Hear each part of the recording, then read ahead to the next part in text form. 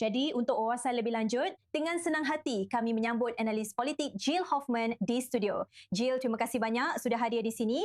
Banyak yang perlu dibahas. Saya ingin mulai dengan apa yang baru saja kita dengar dari Gadi Eisenkot, mantan kepala IDF, yang berbicara tentang terobosan ini. Kesepakatan kerangka antara Israel dan Lebanon yang tentunya dimediasi oleh Washington. Banyak reaksi, banyak kekhawatiran, banyak yang skeptis. Apa yang Anda pelajari di bidang politik?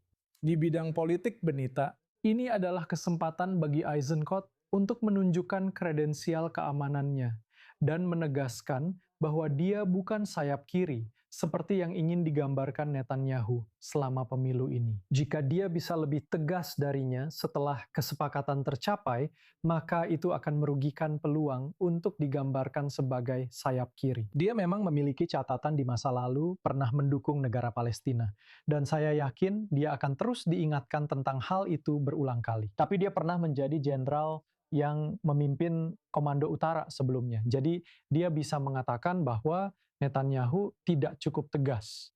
Bagaimana perkembangannya sebagai penantang baru bagi Benjamin Netanyahu yang menurut jajak pendapat terbaru, dia jauh lebih unggul dibandingkan penantang-penantang utama lainnya?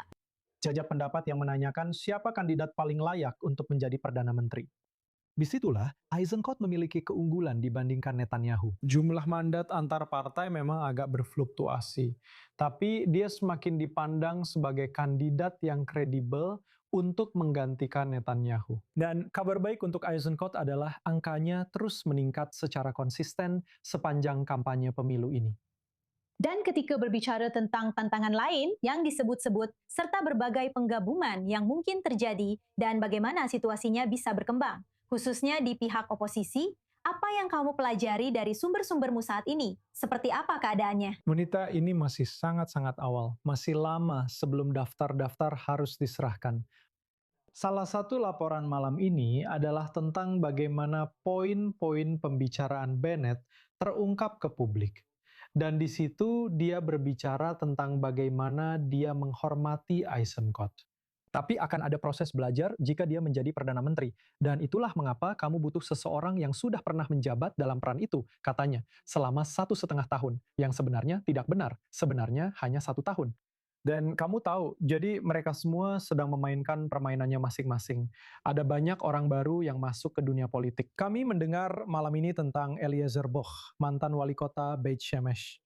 Dan setiap partai akan membutuhkan seorang ayah yang kehilangan anak, seorang ibu yang kehilangan anak, atau seseorang yang selamat dari Festival Nova, atau seorang Sandra yang telah kembali ke rumah. Mereka akan menjadi komoditas yang berharga. Setiap partai harus memilikinya. Nah, itu membawa saya ke poin berikutnya.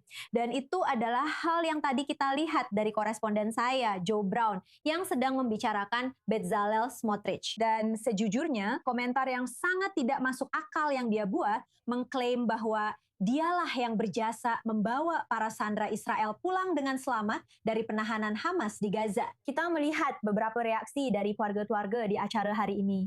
Rasa sakitnya sangat terasa. Bagaimana pendapatmu tentang komentar seperti itu dari seorang pemimpin sayap kanan ekstrim saat ini? Itu sama sekali tidak benar. Apa yang sebenarnya dia lakukan? Dia sedang berusaha tetap berada di atas ambang batas elektoral dan mencoba terlihat manusiawi. Tapi, wow. Ini sama sekali tidak membuatnya terlihat manusiawi. Dia berbohong. Dia berbohong. Dia memilih menentang pemulangan Sandra berulang kali. Dan dia tidak mempertimbangkan bahwa ada Sandra yang kembali dalam keadaan meninggal. Dan ketika dia berkata, saya membawa semua Sandra pulang, yang meninggal tidak dihitung. Tapi tidak, dia mendengarkan para ahli strategi politik yang menyuruhnya untuk mencoba terlihat manusiawi.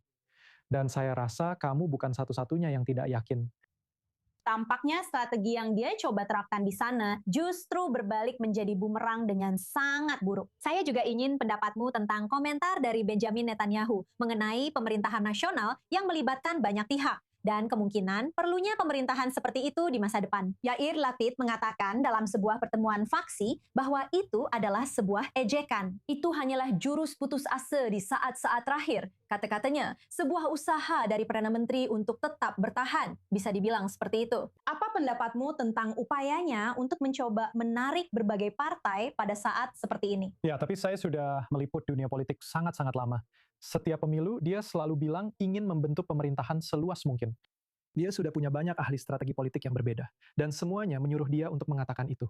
Itulah yang diinginkan publik. Survei menunjukkan bahwa mereka menginginkan pemerintahan yang luas. Kamu tahu apa arti pemerintahan yang luas? Tidak ada ultra-ortodoks, tidak ada Arab, tidak ada yang ekstrim. Semuanya arus utama, Zionis, setara dengan ibu dan pai apel di Amerika, menjaga orang-orang jahat tetap di luar. Dan juga Anda tahu, semakin luas pemerintahan yang dia miliki, semakin sedikit kesalahan yang akan dia terima atas peristiwa 7 Oktober. Apa yang Anda lihat dalam ejekan terhadap Bezalel Smotrich di sekitar Gaza hari ini, Anda akan melihat itu setiap hari. Anda akan sering melihat politisi diejek oleh orang-orang yang terhubung dengan peristiwa 7 Oktober untuk mengingatkan mereka tentang bagaimana mereka memilih dan peran apa yang mereka miliki pada 7 Oktober. Itu tidak akan menjadi berita lagi. Itu akan sangat membosankan bagi Anda. Anda benar sekali. Masih beberapa waktu lagi sampai bulan Oktober. Pada saat yang sama, orang-orang tahu apa yang ada di hati mereka. Kami akan terus mengawasi. Gil Hoffman, seperti biasa, terima kasih sudah hadir di studio. Terima kasih banyak.